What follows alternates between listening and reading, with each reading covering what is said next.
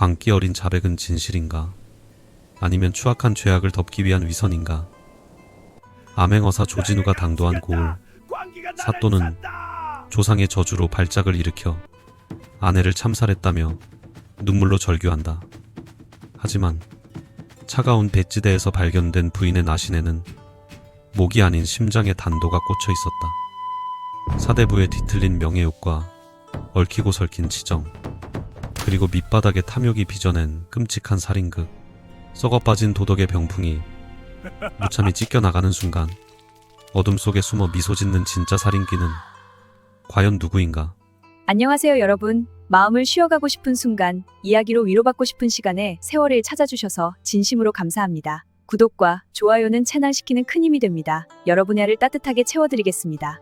편안한 마음으로 함께 이야기에 빠져보세요. 무주 관아의 무거운 목재문이 바람에 흔들리며 낮게 삐걱거렸지만 민정호 사또는 서재 한가운데 우두커니 선 채 아무런 미동도 하지 않았다. 그의 두 눈은 초점을 잃고 흐릿하게 풀려 있었으며 떨리는 두 손은 차마 책상 위로 다가가지 못한 채 허공을 맴돌고 있었다.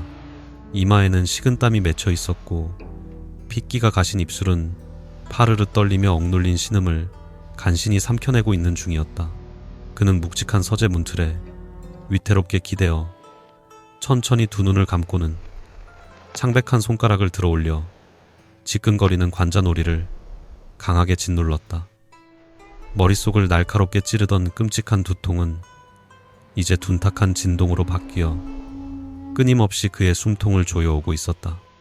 귀를 찢을 듯한 이명의 고통이 서서히 잦아들자 뒷마당에서 나른한 오후의 휴식을 끝내고 다시 일상적인 업무를 시작하는 관노비들의 발소리가 조금씩 들려오기 시작했다.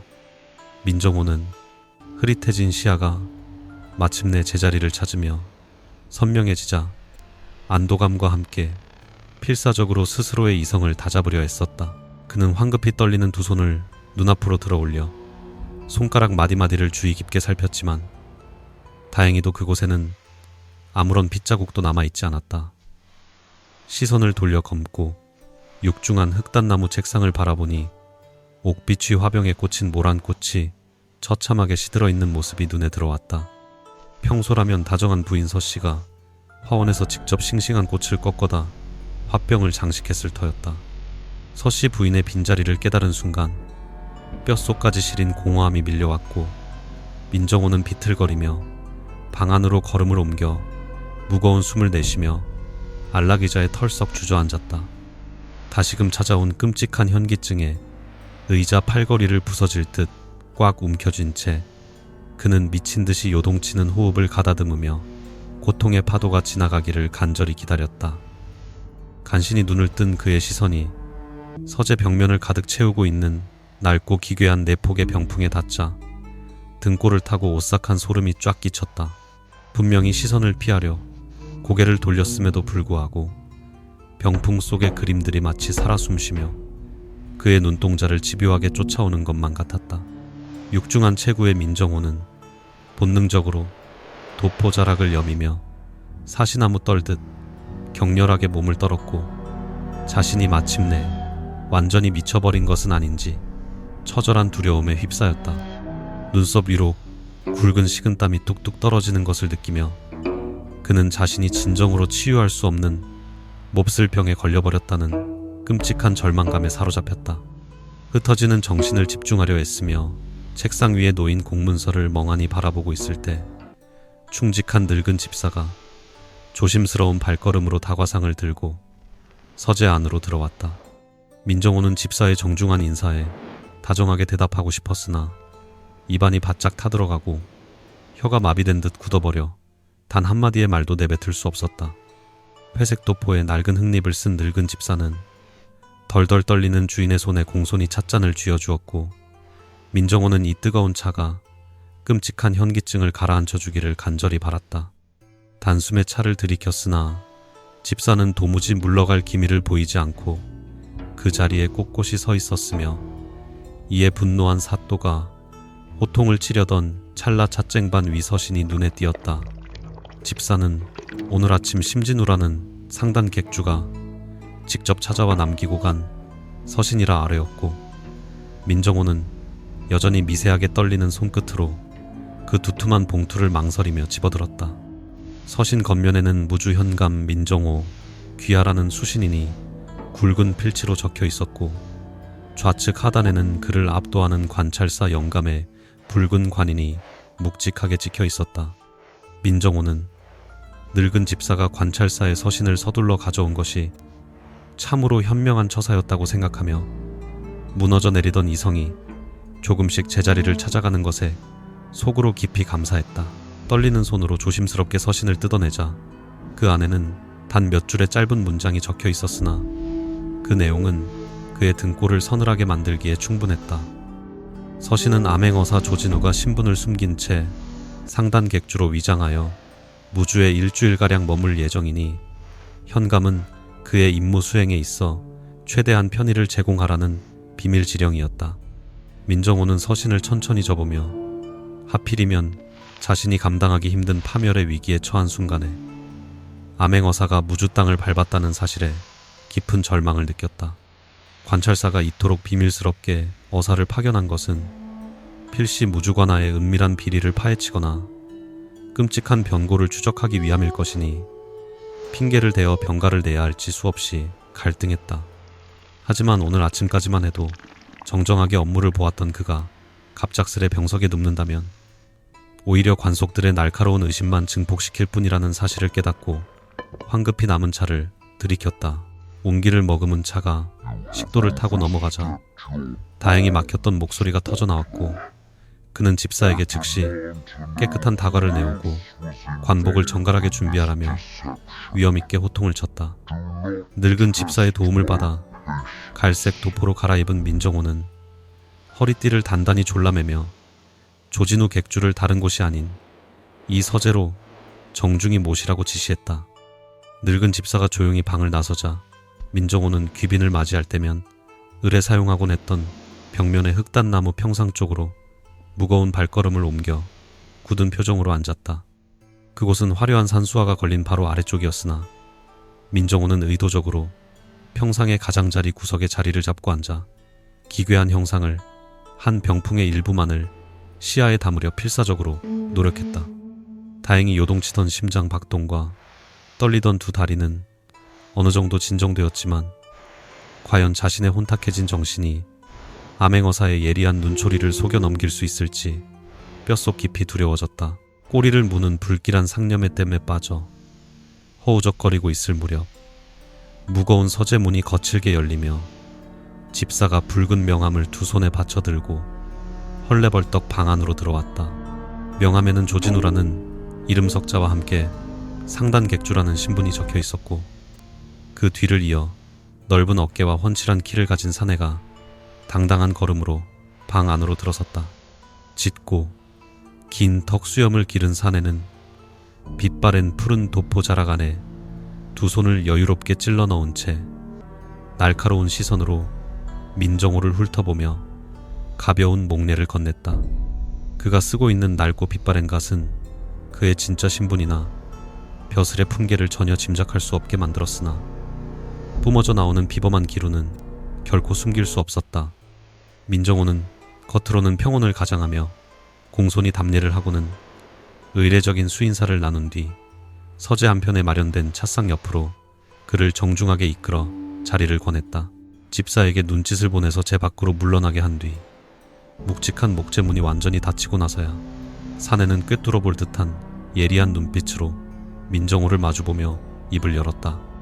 조진우는 특유의 낮고 여유로운 목소리로 도성에 있을 때부터 사토께서 뛰어난 시인이자 참으로 명민한 목민관이라는 소문을 익히 들어 꼭 한번 뵙고 싶었다며 능청스럽게 운을 뗐다. 민정호는 속으로 식은땀을 삼키며 고개를 숙여 감사를 표하고는 그저 한가할 때 소일거리로 시를 짓는 촌부일 뿐인데 어사처럼 바쁘신 분이 어찌 이리 과찬을 하시냐며 맞받아쳤다.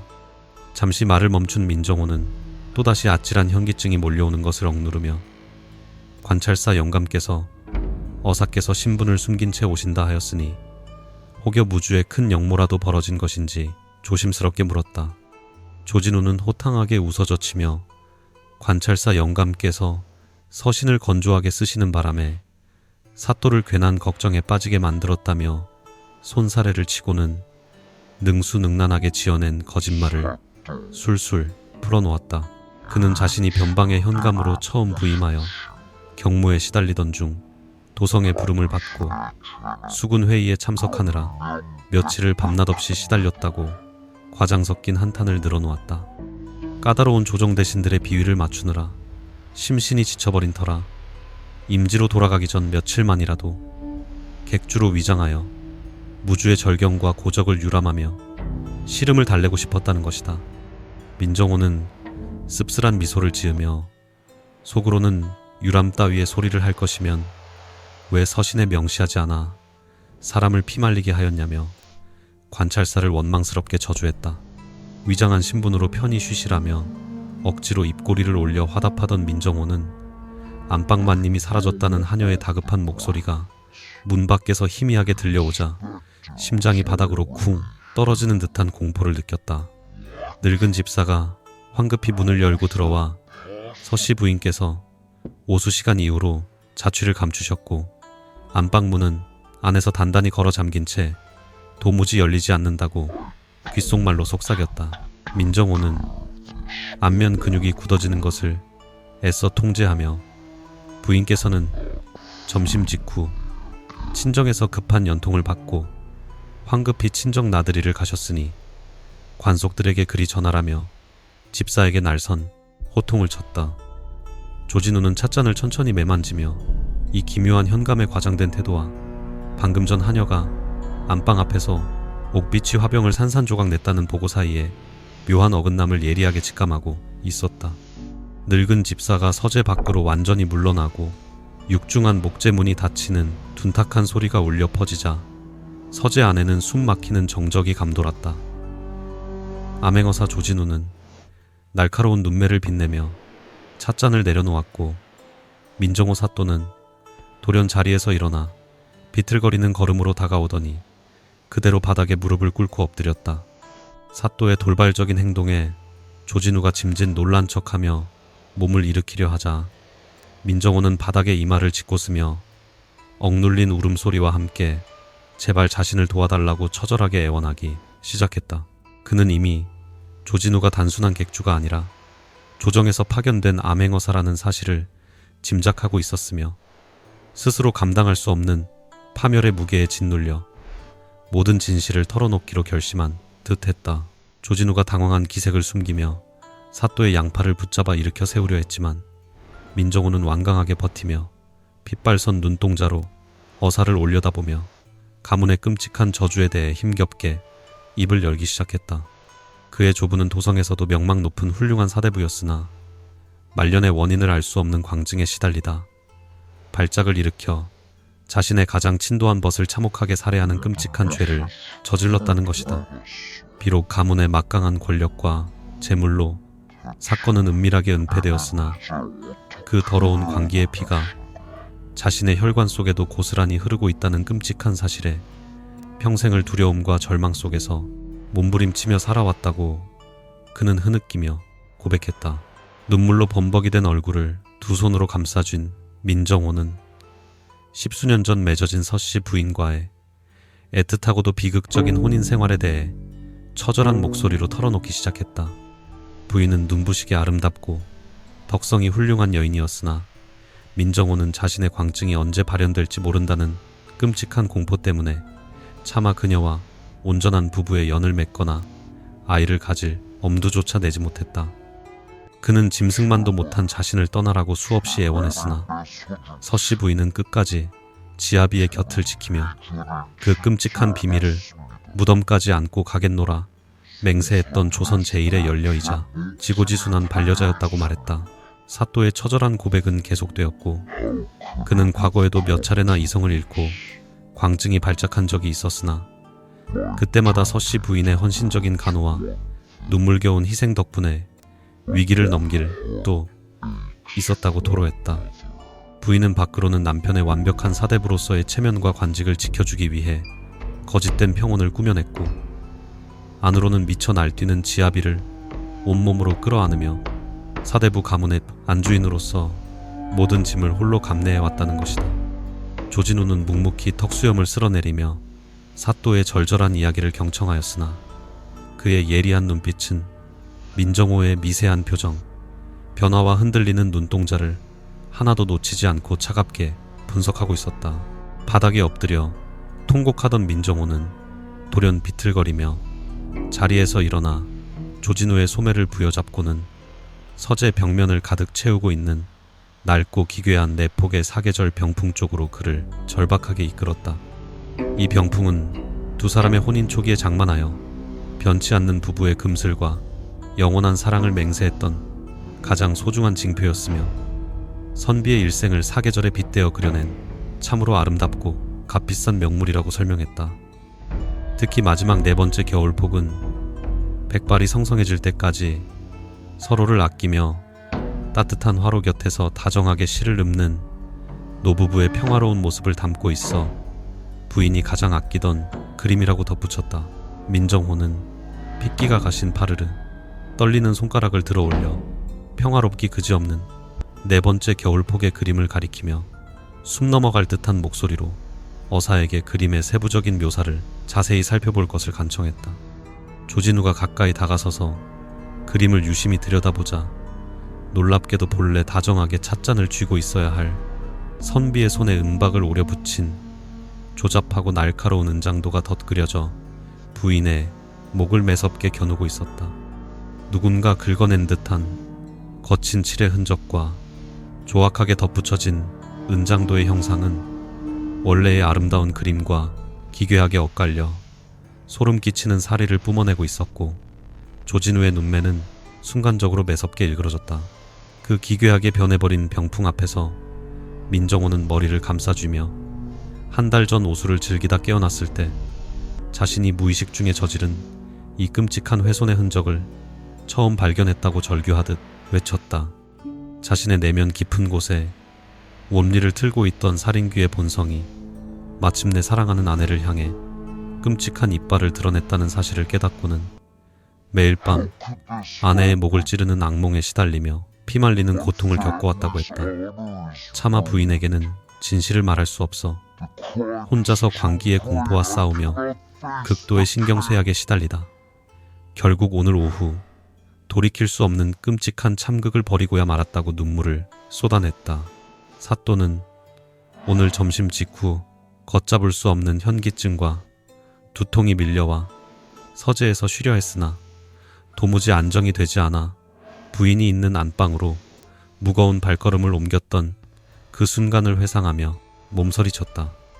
안방문을 열었을 때 부인은 옷을 모두 벗은 채 침상에 누워 평화롭게 잠들어 있었고 그 아름다운 나신을 바라보던 찰나 갑자기 눈앞이 새카맣게 전멸하며 모든 기억이 하얗게 지워져 버렸다고 말했다. 정신을 차려보니 자신은 박살난 옥빛이 화병의 날카로운 파편들 사이에 쓰러져 있었고 손에는 끔찍하게도 붉은 선혈이 뚝뚝 떨어지는 은장도가 단단히 쥐어져 있었다며 숨통이 막히는 듯 헐떡거렸다. 미친 듯이 심장이 요동치는 가운데 공포에 질려 침상 쪽을 바라보니 자신이 세상에서 가장 사랑하던 서씨 부인의 가녀린 목에서 붉은 피가 분수처럼 솟구쳐 나와 하얀 요를 적시고 있었다고 했다. 광증에 휩싸여 제 손으로 아내의 목을 베어버렸다는 잔혹한 현실을 직면한 순간 짐승처럼 울부짖으며 서재로 도망쳐왔고 관속들에게는 부인이 친정에 갔다는 얄팍한 거짓말을 둘러대며 방을 굳게 폐쇄해버렸다고 자백했다. 민정호는 조진우의 바지가랑이를 부여잡고 차라리 자신의 목을 쳐서 이 지옥 같은 고통을 끝내달라고 애원하면서도 제발 명망 높은 사대부 가문의 명예만은 더럽혀지지 않게 은폐해달라고 처절하게 매달렸다. 그의 피 맺힌 고백과 절규가 서재의 무거운 공기를 갈갈이 찢어놓았지만 조진우는 동요하는 기색 없이 냉철한 시선으로 바닥에 뒹구는 무주 현감에 초라하고 비참한 몰골을 소리 없이 내려다보고만 있었다. 한 사내의 뼈저린 비애와 지고지순한 사랑, 그리고 피할 수 없는 가문의 저주가 얽힌 완벽한 비극의 서사였으나 암행어사의 오랜 경험과 직감은 이 눈물겨운 이야기에 미세하게 엇나간 위화감이 존재함을 경고하고 있었다. 이토록 절망적인 상황에서도 가문의 명예를 운운하며 은폐를 요구하는 사대부 특유의 위선적인 이기심과 병풍에 덧그려진 은장도의 조잡한 솜씨는 오히려 누군가 치밀하게 계획한 연극의 소품처럼 부자연스럽게 느껴졌기 때문이다. 조진우는 천천히 몸을 굽혀 민정호의 어깨를 꽉 쥐며 아직 시신을 직접 확인하지도 검엄을 거치지도 않았으니 섣부른 자책과 예단은 거두시고 우선 부인이 계신 안방의 문쇠를 내놓으라며 단호하고 낮게 명했다. 그 단호한 음성에 민정호는 흠칫 놀라며 잠시 망설이는 듯 하더니 이내 벌벌 떨리는 손을 품속으로 집어넣어 묵직한 빗쇠 열쇠 꾸러미를 꺼내어 어사의 굳은 손바닥 위에 조심스럽게 올려놓았다. 조진우는 열쇠를 챙겨 들고는 자신이 직접 현장을 철저히 살피고 진상을 규명할 터이니 사또께서는 밖으로 한 발자국도 나가지 말고 이 서재에서 쥐죽은 듯이 대기하라는 엄중한 경고를 남기고 몸을 돌렸다. 서재 문을 열고 밖으로 나선 조진우는 오후에 눈부신 햇살이 쏟아지는 관아의 고즈넉한 풍경을 마주하며 방금 전까지 자신이 들었던 비비린내, 나는 비극과 이토록 평화로운 현실 사이의 기괴한 괴리감을 느꼈다. 굳게 잠긴 안방문을 향해 발걸음을 옮기는 그의 머릿속에는 사또가 늘어놓은 광증의 고백과 조잡하게 변조된 겨울폭의 병풍 그림이 끊임없이 교차하며 짙은 의혹의 그림자를 드리우고 있었다. 겉보기에는 완벽한 연료와 비운의 지아비가 만들어낸 잔혹한 운명의 장난 같았으나 이 철저히 닫힌 유교 사회의 규방 깊숙한 곳에는 분명 이보다 훨씬 더 추악하고 잔인한 욕망에 민낯이 숨겨져 있을 터였다. 조진우는 묵직한 뱃쇠 열쇠를 단단히 움켜쥐고 사또의 안방으로 향하는 내내 머릿속을 맴도는 불길한 의혹을 지울 수 없었다. 철저하게 통제된 규방의 기괴한 고요함 속에서 조심스레 자물쇠를 열고 방 안으로 들어서자 짙은 피비린내가 코끝을 확 찔러왔다.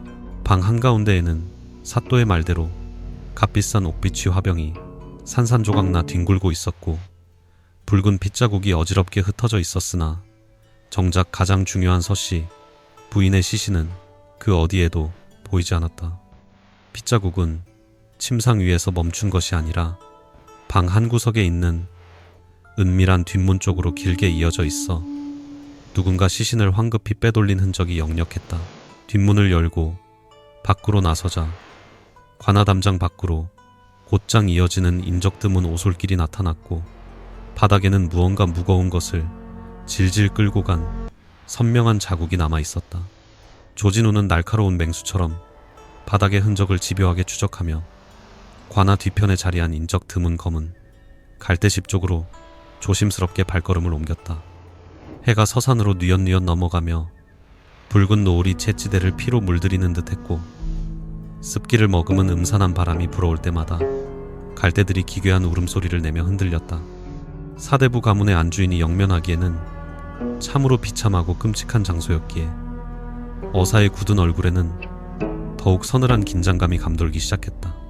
질척이는 진흙탕을 밟으며 성인 사내의 키를 훌쩍 넘는 빽빽한 갈대숲을 헤치고 들어가자 꺾이고 짓밟힌 갈대 줄기들이 하나의 뚜렷한 방향을 가리키고 있었다.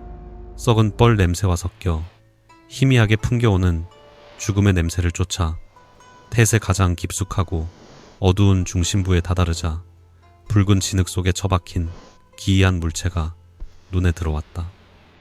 그것은 최고급 명주로 지어진 화려한 붉은색 외투에 둘러싸인 채 엉성하게 버려진 묵직한 진보다리 같았으나 그 크기나 형태로 보아 사람의 시신임이 틀림없었다. 조진우는 숨을 죽인 채 진흙 구덩이로 다가가 무릎을 꿇고는 조심스러운 손길로 시신을 감싸고 있는 외투의 매듭을 천천히 풀기 시작했다. 붉은 외투가 좌우로 벗겨지자 그 안에는 핏기가 완전히 가신 창백한 여인의 나신이 끔찍하고도 참혹한 자태로 버려져 있어 조진우는 자신도 모르게 탄식을 내뱉었다. 여인의 얼굴은 놀라울 정도로 평온했고 두 눈은 곱게 감겨 있어 죽음의 순간에 어떤 끔찍한 공포나 극렬한 저항의 흔적을 찾아볼 수 없었다는 점이 가장 기괴했다.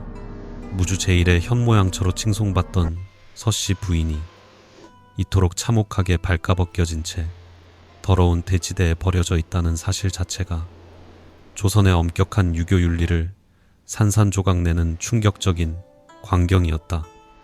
암행어사의 차가운 이성은 분노를 억누르며 이 잔혹한 현장이 사또의 눈물 섞인 고백과 너무도 극명하게 엇갈리고 있다는 사실을 날카롭게 포착해내고 있었다.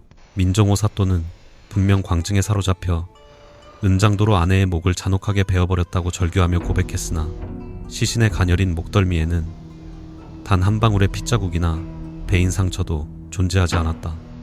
조진우가 굳은 표정으로 시신의 목부터 가슴까지 조심스레 시선을 내리자 여인의 왼쪽 가슴, 심장이 있는 위치에 날카로운 단도가 깊숙이 박혀있는 치명상이 발견되었다.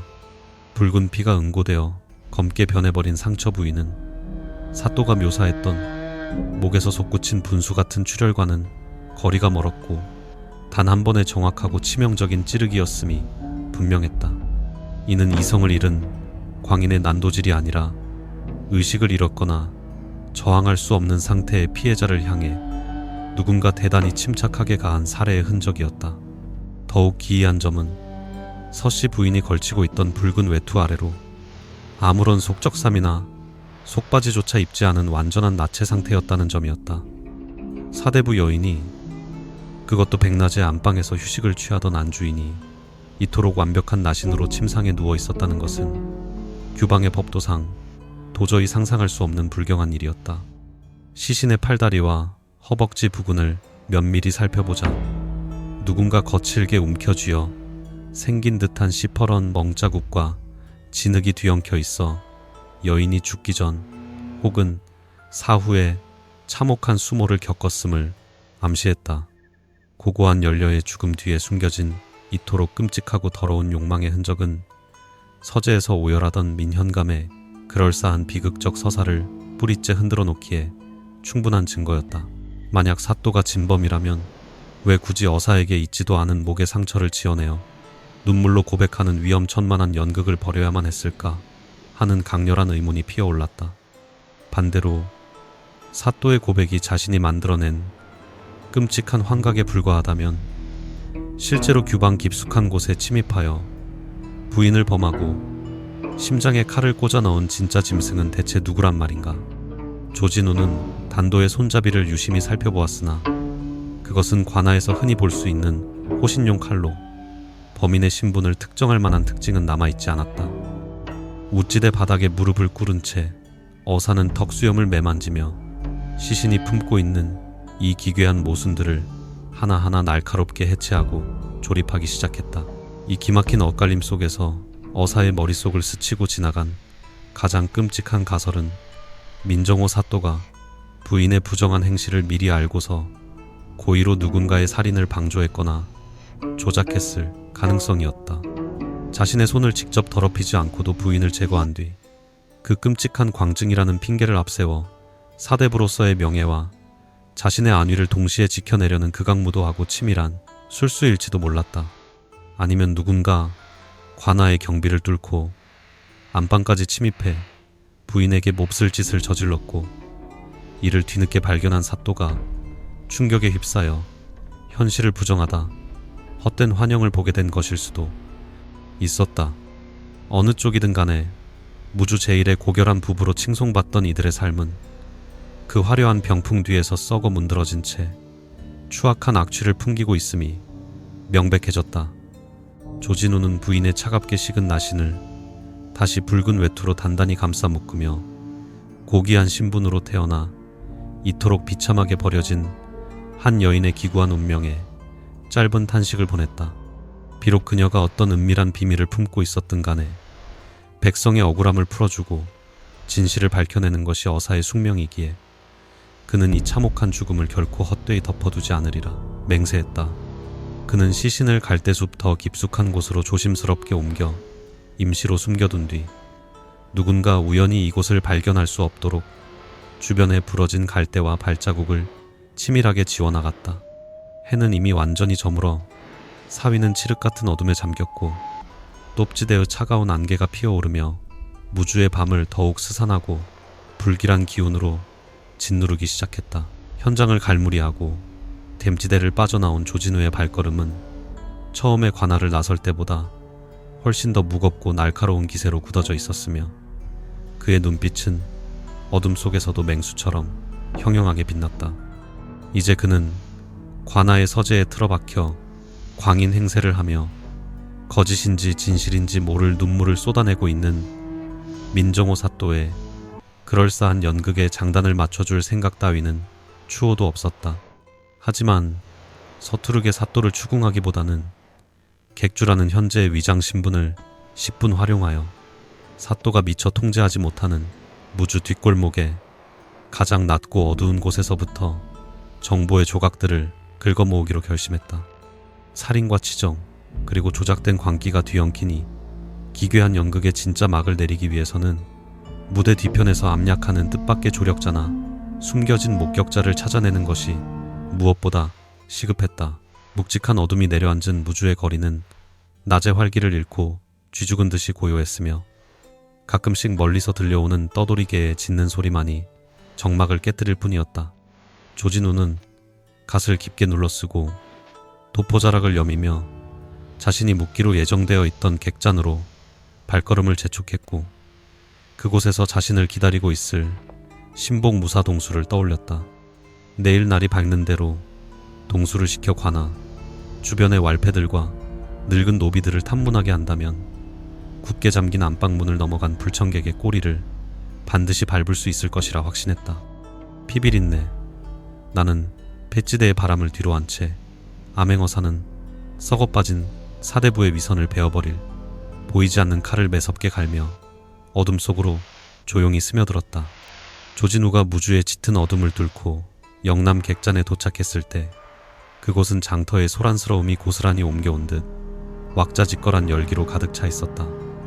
객잔의 넓은 마당에는 팔도에서 몰려든 보부상들과 짐꾼들이 모여 앉아 거친 숨소리와 함께 탁한 막걸리를 들이켜며 하루의 고단한 피로를 씻어내고 있었다. 진우는 객잔 구석의 가장 조용한 방으로 들어가 무거운 보찜을 내려놓았고 그를 기다리고 있던 호위무사 동수가 재빠르게 다가와 주변의 동태를 살피며 은밀히 고개를 끄덕였다. 동수는 사또의 관아 주변을 샅샅이 정찰하고 돌아온 참이었으며 그의 단단한 체구와 예리한 눈빛은 어떤 기습에도 즉각적으로 대응할 수 있도록 팽팽하게 긴장되어 있었다. 진우는 창호지 문을 단단히 걸어 잠그고 적지대에서 발견한 서씨 부인의 끔찍한 시신과 사또의 기괴한 거짓말에 대해 동수에게 낮고 은밀한 목소리로 전했다. 주군의 참혹한 이야기를 전해 들은 동수는 두 주먹을 불끈 쥐며 사대부들의 썩어빠진 위선과 잔혹함에 분노를 표했지만 진우는 냉철하게 분노를 억누를 것을 명했다. 두 사람이 무주의 뒷골목을 조사할 치밀한 계획을 세우며 목소리를 한껏 낮추고 있을 때 진우의 예민한 귓가에 문 밖에서 들려오는 미세한 옷자락 스치는 소리가 포착되었다. 짐승처럼 날렵하게 몸을 날린 동수가 순식간에 방문을 거칠게 열어젖히자 어두운 덴마루 구석에 웅크려 방 안의 동태를 엿듣고 있던 비루한 몰골의 사내가 튀어나왔다. 덴마루 바닥에 나동그라진 사내는 머리에 더러운 덴국물이 졸졸 흐르고 찢어진 누더기 옷을 걸친 채 역겨운 악취를 풍기는 개똥이라는 이름의 저잣거리 도둑이었다. 동수가 그의 멱살을 거칠게 틀어쥐고 단도를 목덜미에 들이밀자 개똥이는 사시나무 떨듯 벌벌 떨며 자신은 그저 투숙객들의 짐이나 훔치려던 좀도둑일 뿐이라며 목숨을 구걸했다. 그러나 진우는 이 비루한 도둑의 눈빛 속에서 단순한 공포가 아닌 무언가 교활하게 계산된 짐승 특유의 번뜩이는 눈치를 발견하고 턱수염을 쓸어내리며 차갑게 미소 지었다. 그는 동수에게 검을 거두게 한 뒤 바닥에 납작 엎드린 개똥이의 곁으로 다가가 엽전 몇 덕을 던져주며 저잣거리의 은밀한 소문들을 모두 털어놓으라고 나직하게 압박했다. 바닥에 흩어진 엽전을 탐욕스럽게 낚아챈 개똥이는 금세 비굴한 웃음을 흘리며 무주 관아와 장터 일대에서 벌어지는 온갖 더럽고 은밀한 소문들을 청산유수처럼 쏟아내기 시작했다. 그는 객잔의 담장을 넘나들며 투숙객들의 대화를 엿듣고 사대부들의 뒷방에서 벌어지는 시정의 흔적을 냄새맡아 푼돈을 뜯어내는 무주의 정보통이자 가장 밑바닥을 뒹구는 짐승이었다. 진우는 개똥이의 번잡한 수다 속에서 옥석을 가려내듯 날카롭게 집중했고 그 비루한 입술에서 최근 무주장터를 발칵 뒤집어 놓은 박시성을 가진 거상의 이름이 튀어나왔다. 개똥이는 주위를 두리번거리며 목소리를 한껏 낮추더니 불과 며칠 전 비단 장수 박상단 대행수가 자신의 저택 연못에 투신하여 스스로 목숨을 끊었다는 충격적인 소식을 전했다. 박상단의 대행수는 무주 일대의 비단 상권을 주름잡던 엄청난 거부였으나 최근 접실로 들인 젊은 이씨 부인과 갈등을 빚으며 극심한 신경쇠약에 시달리고 있었다고 했다. 연회가 열리던 화려한 밤, 박행수는 술에 취해 비틀거리다 갑작스럽게 기괴한 비명을 지르며 후원의 연못 속으로 몸을 던졌고 그의 시신은 흔적도 없이 사라져버렸다는 것이다. 개똥이는 눈을 번뜩이며 그 기괴한 연회 현장에는 젊은 접실 이씨뿐만 아니라 그녀와 오랫동안 눈이 맞아 있었던 가난한 젊은 유생 하나가 동석하고 있었다며 음흉하게 낄낄거렸다. 그 누구도 시신을 찾지 못해 관아에서는 단순한 투신 자살로 수사를 종결하려 했으나 장터의 왈패들 사이에서는 그 젊은 유생이 진짜 범인일 것이라는 소문이 파다하게 퍼져 있었다. 진우의 머릿속에서는 이 비루한 도둑이 무심코 던진 박행수의 자살 사건과 서씨 부인의 기괴한 참살 사건이 보이지 않는 붉은 실로 서서히 얽히기 시작했다. 두 사건 모두 밀폐된 규방이나 후원이라는 가장 내밀한 공간에서 발생하였으며 시신의 행방이 기묘하게 감춰졌거나 조작되었다는 공통점이 어사의 예리한 직감을 강렬하게 자극했던 것이다. 게다가 겉으로는 한없이 고결해 보이나 속으로는 탐욕과 치정에 찌든 사대부와 거상의 위선적인 이중생활이 두 죽음의 밑바탕에 짙게 깔려 있다는 사실이 불길하게 다가왔다. 진우는 무주의 이 썩어빠진 두 공간에서 동시에 발생한 비극이 결코 단순한 우연이 아니며 누군가 치밀하게 짜놓은 잔혹한 욕망에 덧칠지도 모른다는 섬뜩한 결론에 도달했다. 어사는 차가운 찻잔을 천천히 매만지며 개똥이에게 그 가난한 유생의 행방과 박행수의 접실인 이씨 부인이 최근 어떻게 지내고 있는지 샅샅이 캐묻기 시작했다. 개똥이는 콧방귀를 뀌며 박행수가 죽자마자 젊은 이씨 부인이 상중임에도 불구하고 밤마다 몰래 유생을 불러들여 질펀한 미래를 즐기고 있다는 저잣거리의 은밀한 소문을 털어놓았다. 진우는 그들이 시신도 없는 자살 사건을 기화로 엄청난 비단 상단의 재물을 독차지하려 한다는 얄팍한 수작을 꿰뚫어 보았고 이 사건이 사또의 비밀을 푸는 열쇠가 될 수 있음을 직감했다. 무주의 썩은 내나는 뒷골목을 휘젓고 다니는 이 더러운 도둑놈이 뜻밖에도 두 사건의 진실을 이어주는 가장 결정적인 연결고리 역할을 하고 있었던 셈이다. 진우는 다시금 묵직한 은전 몇 덩을 개똥이의 품속으로 던져주며 앞으로 이 객잔 주변을 떠나지 말고 그 유생의 일거수일투족을 샅샅이 감시하여 보고할 것을 엄중히 명했다. 횡재를 한 개똥이는 연신 바닥에 머리를 조아리며 어떠한 미행이든 완벽하게 해내겠노라 다짐하고는 그 쥐새끼 같은 날렵한 몸놀림으로 객잔의 어둠 속으로 순식간에 자취를 감추었다. 동수는 불만스러운 표정으로 저런 천박하고 비루한 도둑놈의 말을 어디까지 믿을 수 있겠냐며 우려를 표했으나 진우는 때로는 진흙탕 속의 구더기가 시체의 썩은 부위를 가장 정확히 찾아내는 법이라며 차갑게 응수했다. 도덕과 윤리로 겹겹이 위장한 사대부들의 세계보다 저런 맹목적인 탐욕으로 움직이는 뒷골목의 짐승들이 오히려 꾸밈없는 진실을 목격하는 경우가 많다는 것을 어사는 오랜 경험으로 뼈저리게 알고 있었다. 객잔의 등불이 하나둘 꺼지고 무주의 밤이 더욱 깊어지자 진우는 홀로 방 안에 남아 두 개의 기괴한 죽음이 남긴 심리적인 궤적을 날카롭게 추적하기 시작했다. 민정호 사또는 미쳐버린 척하며 아내를 죽였다고 눈물로 고백했고, 박행수는 연회 도중 미친 듯이 소리를 지르며 스스로 차가운 연못 속으로 뛰어들었다고 사람들은 믿고 있었다.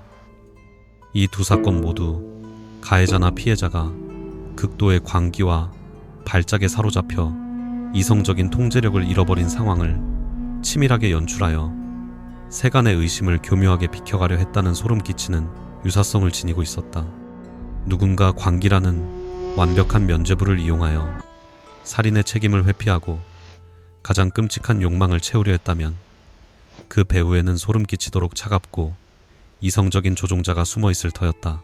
진우는 밤새 뜬 눈으로 지새우며 내일 날이 밝는 대로 박행수의 화려한 저택을 은밀하게 방문하여 그 요사스러운 이씨 부인과 젊은 유생의 실체를 직접 확인하기로 결심했다. 그들의 어설픈 연극을 철저하게 부수어내고 연못 바닥에 가라앉아 있을 박행수의 억울한 원혼을 달래준다면 자연스럽게 서씨 부인의 죽음을 둘러싼 무주 관아의 끔찍한 비밀도 그 민낯을 드러낼 것이다. 그는 자신이 단순한 상단 객주가 아니라 억울하게 피 흘린 자들의 한을 풀어주는 암행어사라는 숭고한 사명감을 되새기며 어둠 속에서 조용히 검의 손잡이를 단단히 쥐었다.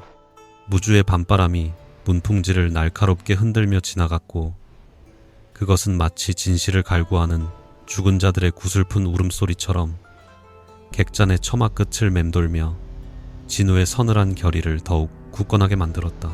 동이 터오며 객잔 마당이 다시금 상인들의 활기찬 움직임으로 분주해지기 시작할 무렵 진우는 단정한 상객의 의복으로 갈아입고 차분하게 아침을 맞이하며 하루의 계획을 점검했다.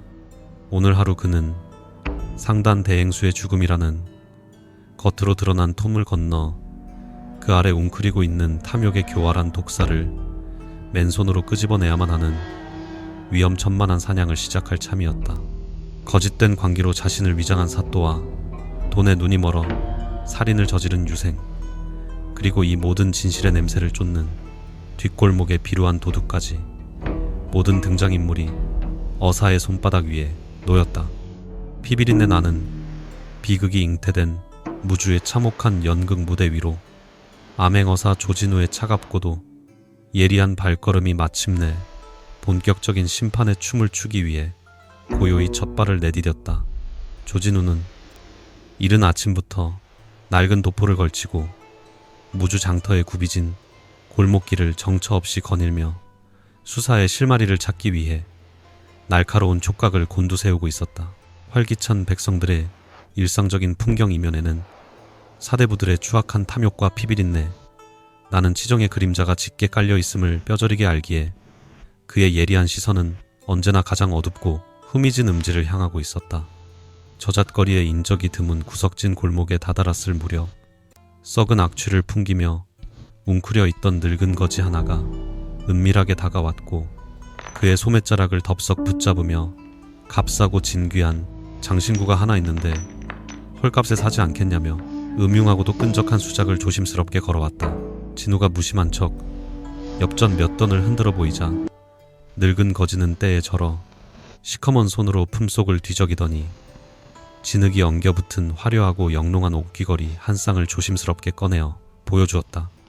은은한 빛을 발하는 최고급 비치와 정교한 은세공으로 이루어진 그 귀걸이는 단번에 보아도 평범한 백성이나 천기가 감히 지닐 수 없는 지체 높은 사대부 가문 안주인의 고귀한 전유물임이 틀림없었다.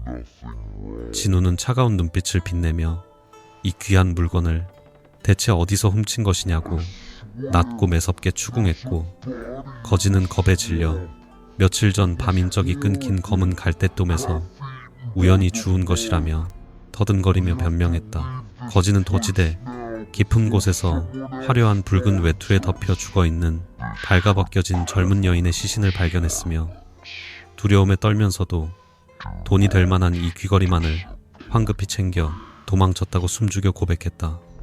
자신이 어젯밤 덥지대에서 직접 수습했던 서씨 부인의 비참한 시신과 거지의 증언이 정확히 일치하자 진우는 서늘한 분노를 삼키며 거지의 손에 묵직한 은전 한 뼘을 쥐어주고는 이 귀걸이를 과거에 본 적이 있는지 물었다. 횡재를 한 거지는 신이 나서 서문 근처에 최고급 기방 앞을 서성일 때마다 얼굴을 두꺼운 너울로 가린 채 이 귀걸이를 달고 기방을 드나들던 의문의 양반댁 여주인을 여러 번 똑똑히 목격했다고 털어놓았다. 늙은 거지의 말에 따르면 그 너울 쓴 여인은 항상 가난하고 병색이 완연한 젊은 유생과 짝을 지어 기방의 은밀한 뒷방으로 스며들었으며 자신에게 적선도 후하게 베풀어 그 장신구를 뚜렷하게 기억한다는 것이다. 무주 제1의 현모양처이자 연료로 칭송받으며 사또와의 애틋한 수뇌보를 자랑하던 서씨 부인이 실상은 남편의 눈을 피해 허름한 유생과 기방에서 미래를 즐기던 부정한 여인이었다는 충격적인 사실에 진우의 머릿속은 차갑게 식어내렸다. 겹겹이 쌓인 유교의 도덕과 규범으로 무장한 사대부 규방의 지고지순한 안주인이 이토록 대담하고 천박한 이중생활을 즐기고 있었다는 진실은 사또가 주장하던 광증의 비극을 완전히 뒤집어버리는 치명적이고도 소름 끼치는 변수였다. 조진우는 지체 없이 거지가 일러준 서문 밖의 후미진 골목으로 향했고 겉보기에는 평범한 양반 가옥 같으나 내부는 화려한 비단과 향기로 가득 찬 최고급 기방의 은밀한 대문 앞에 당당하게 멈춰섰다. 상단 객주라는 막강한 재력가의 신분으로 위장한 진우가 묵직한 은전 꾸러미를 행수 기생의 손에 쥐어주자 그녀는 탐욕스러운 미소를 지으며 곧바로 가장 사치스럽고 외부와 철저히 단절된 안쪽의 밀실로 그를 정중하게 안내했다. 진우는 술상을 물리치고 매서운 눈빛으로 행수 기생을 압박하여 너울을 쓴 여인과 병약한 젊은 유생이 이곳에서 미래를 가졌던 사실과 그들이 머물렀던 방에서 일어났던 일들에 대해 남김없이 이실직고하라고 서늘하게 명했다. 행수기생은 어사의 날 선기루에 흠칫 놀라며 그들은 한 달 전부터 일주일에 한두 번씩 으슥한 밤을 타 이곳에 특실을 대여하여 뜨거운 정사를 나누던 수상한 남녀였다고 조심스럽게 털어놓기 시작했다. 여인은 항상 얼굴을 철저히 가리고 있었으나 그녀가 풍기는 기품과 몸에 지닌 값비싼 폐물들은 도무지 숨길 수 없었으며 곁을 지키던 젊은 유생은 기침을 달고 살면서도 그녀에게 미친 듯이 집착하는 짐승 같았다고 회상했다.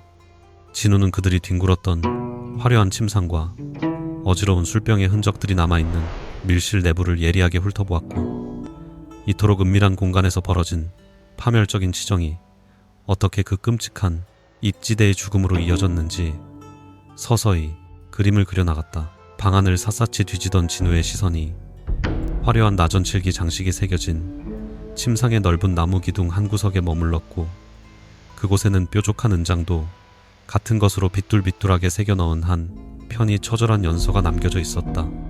앞에 두 줄은 유생의 필치로 보이는 굵고 거친 글씨로 이루어질 수 없는 비극적인 사랑과 세상을 향한 원망을 토로하고 있었고 뒤에 두 줄은 전형적인 사대부 여인의 단아하고 세련된 규장체로 죽음을 불사한 애절한 다짐을 화답하고 있었다. 민정호 사또의 서재에서 보았던 단정하고 기품 넘치던 서씨 부인의 필체와 완벽하게 일치하는 그 글귀를 확인한 순간 진우는 이 타락한 여인이 남편을 철저히 기만하며 파멸의 길을 스스로 선택했음을 확신하게 되었다. 참으로 역겨운 배신과 기만의 흔적 앞에서 진우가 차가운 탄식을 내뱉으려던 찰나 행수 기생이 눈치를 살피며 그 두 남녀의 미래가 있던 날 밤이면 어김없이 나타나 그들의 방을 엿보던 기이한 사내가 하나 있었다고 속삭였다. 갓을 푹 눌러쓰고 검은 도포자락으로 얼굴의 반을 가린 그 불청객은 한쪽 다리를 심하게, 저는 절름발이었으며 엄청난 액수의 은전을 쥐어주며 두 남녀가 묵는 방의 벽 틈새를 통해 그들의 추잡한 정사를 지켜보고 돌아갔다는 것이다. 진우의 머릿속에 번쩍하고 번개가 치듯 하나의 선명한 형상이 떠올랐고, 무주관하에서 오직 단 한 사람만이 그토록 심하게 다리를 절며 은밀하게 움직일 수 있다는 사실에 도달하자 온몸의 솜털이 일제히 곤두서는 듯한 전율을 느꼈다. 절름발이라는 결정적인 단서는 사또의 최측근이자 관아의 모든 안살림을 도맡아 하는 늙고 교활한 이방의 인상차게와 완벽하게 부합했고, 진우는 늙은 이방이 사또의 명령을 받아 부인의 더러운 뒤를 캐고 있었음을 날카롭게 직감했다.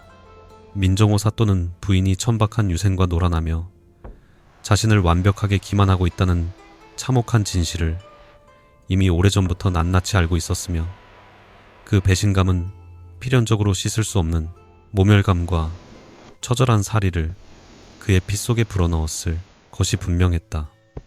그렇다면 사또가 암행어사인 자신에게 엎드려 울며 고백했던 그 조부의 끔찍한 저주와 광증의 이야기는 불륜을 저지른 아내를 처단하고도 자신의 명예와 목숨을 부지하기 위해 철저하게 계산하고 꾸며낸 소름 끼치는 거짓, 연극에 불과한 셈이었다. 진우는 이 끔찍한 규방의 비극이 단순한 광기의 폭발이 아니라 사대부 특유의 잔혹한 체면과 지독한 복수심이 잉태한 가장 이성적이고 차가운 살인극이라는 결론에 도달하며 그 사또의 뱀같은 교활함에 혀를 내둘렀다.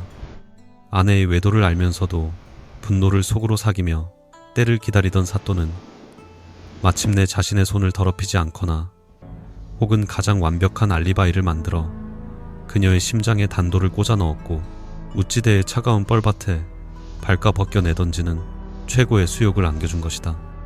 고결한 선비의 탈을 쓴 채 어사의 눈먼 동정심마저 조종하려 들었던 무주 현감에 그 가증스러운 민낯을 떠올리자 진우의 단단한 가슴 속에서는 거짓된 도덕에 짓눌려 썩어가는 조선의 부조리를 향한 서늘한 한과 분노가 들끓기 시작했다.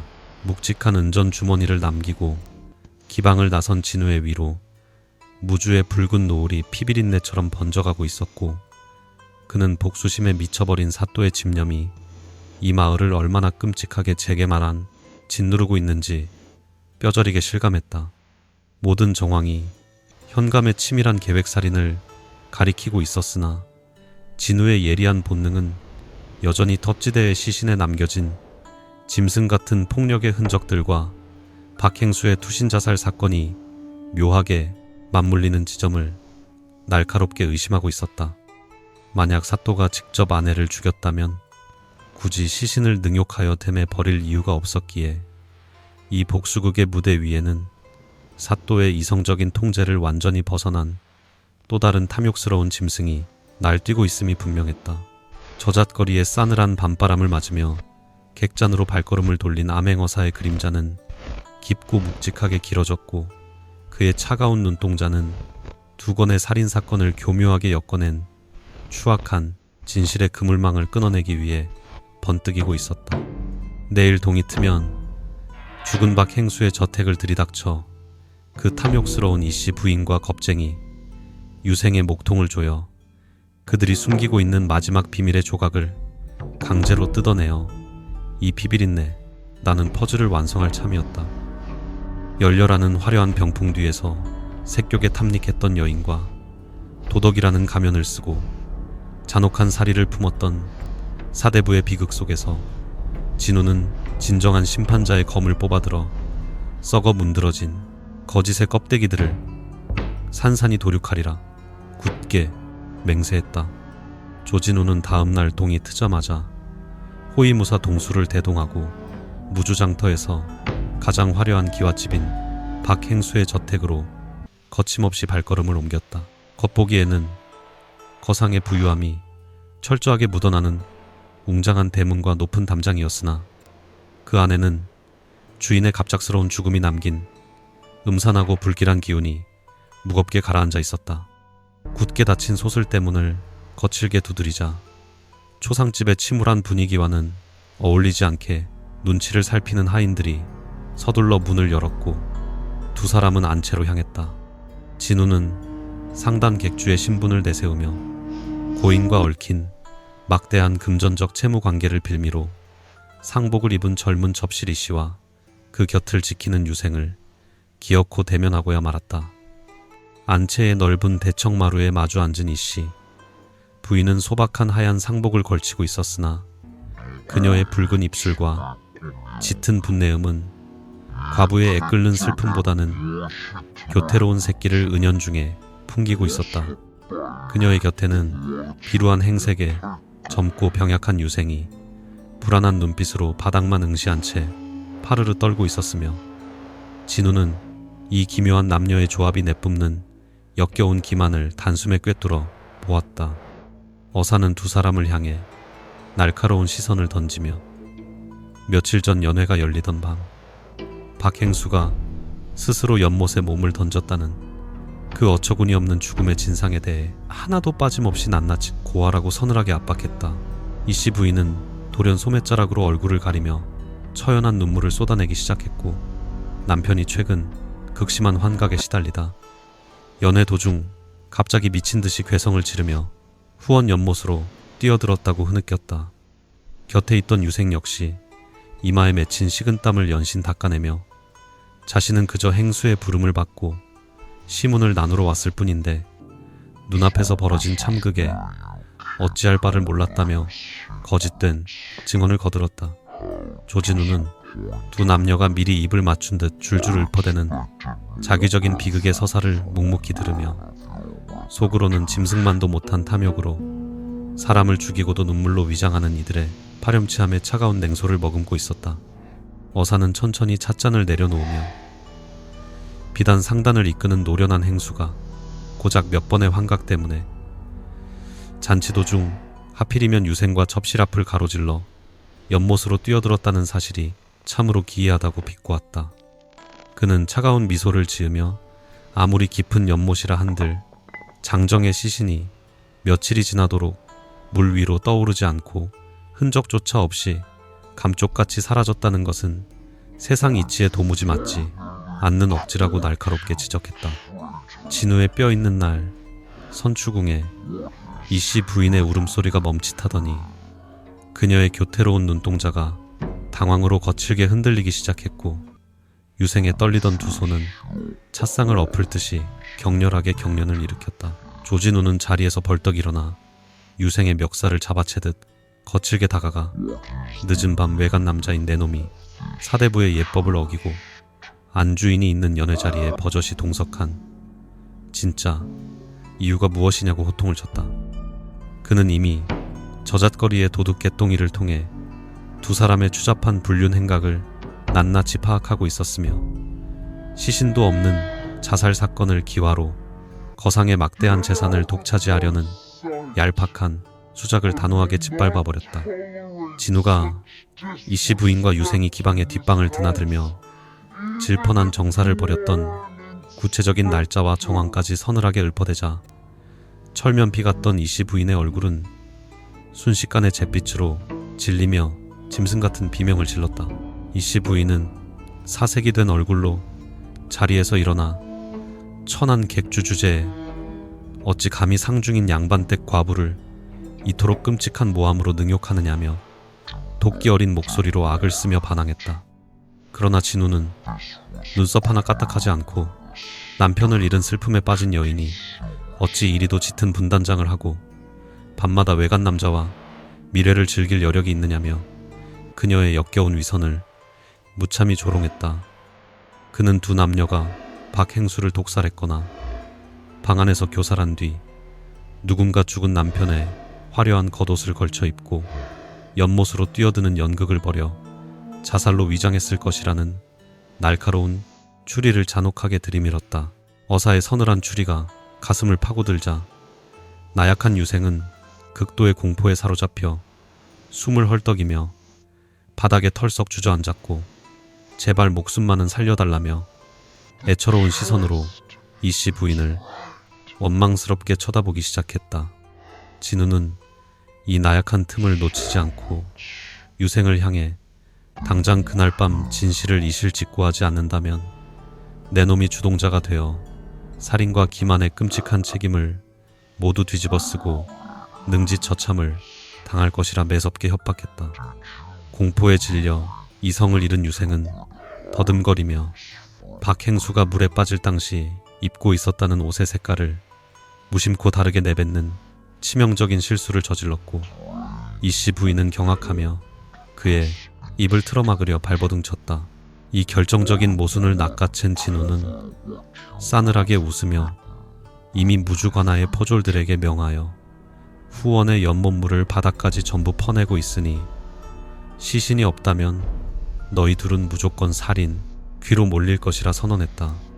연못의 밑바닥이 드러나는 순간 자살로 위장했던 너희들의 얄팍하고 추악한 살인 연극은 완벽하게 끝이 날 것이며 피에 굶주린 형리들의 잔혹한 고문만이 기다리고 있을 것이라는 어사의 협박은 두 사람의 숨통을 조였다. 사실 연못을 파헤치고 있다는 것은 그들의 나약한 심리를 무너뜨리기 위한 진우의 치밀하고도 완벽한 심리전이자 거짓말이었으나 이미 죄책감과 공포에 짓눌린 두 남녀는 그 한마디에 완전히 무너져 내리고 말았다. 공포를 견디지 못한 유생이 결국 바닥에 머리를 도시며 짐승처럼 오열하기 시작했고 이씨 부인의 사주를 받아 독약으로 박행수를 기절시킨 뒤 자신이 남편의 옷을 입고 연못에 뛰어드는 연기를 했다고 자백했다.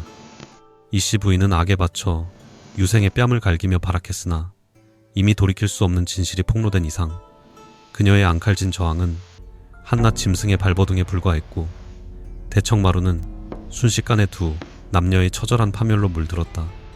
진우는 바닥에 나뒹구는 두 악기를 차갑게 내려다보며 돈과 세욕에 눈이 멀어 인륜을 저버리고 살인마저 연극으로 꾸며낸 이들의 끔찍한 본성이야말로 조선의 음습한 그림자 속에 숨겨진 가장 역겨운 민낯임을 뼈저리게 확인했다.